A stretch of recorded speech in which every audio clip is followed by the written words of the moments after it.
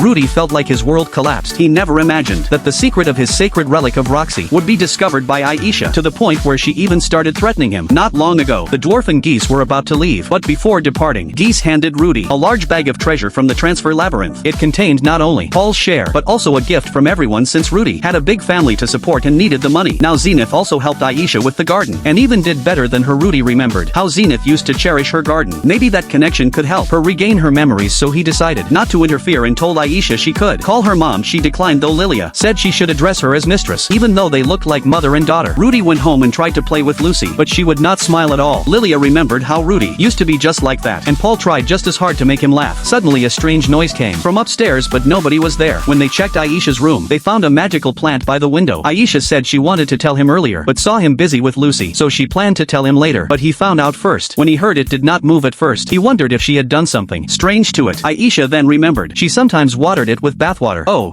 whatever the reason, Rudy suggested getting rid of it, since magical plants are still monsters and could become dangerous. Aisha begged to keep it, promising to train it well. To prove it was obedient, she gave it a command, and the plant placed its tendril in her palm, but Rudy still said no. To be safe, he would not allow it. Rudy was dumbfounded. He had no idea how Aisha found out. He felt like a helpless husband, only able to reason with her, but Aisha was determined not to back down. She did not care how weird her brother was, but he probably did not want his two sisters-in-law to know either, especially Roxy. If she found out the item she lost years ago was kept by him, what would she think? Speaking of the devil, Aisha grinned and was about to speak, but Rudy covered her mouth and begged. Aisha wanted to keep the magical plant and asked Roxy to help convince him, but Roxy said it was fine, since magical plants become friendly with proper care. This one was too small to be dangerous. Some places even use them to scare off pests. Hearing that, he changed his tune and immediately put on his loving brother act. Later Rudy studied the Hydra scales. Their official name seemed to be mana-absorbing stone. Through experiments he learned that its effect was to instantly dissolve anything created by magic. A tricky ability and a difficult opponent. Rudy worked like crazy, determined to protect his family, so he wanted to prepare as much as possible. That night, Rudy invited his friends over for dinner. The magic stone research and the super race reputation restoration were going well, and everyone was getting along. The only thing left was to get stronger, so Rudy pestered Roxy. At school, Luke received a report that Rudy was harassing a female student, but when he saw it was Roxy, he quickly backed off. He was not dealing with their family drama and left the mess for Sylphie to handle.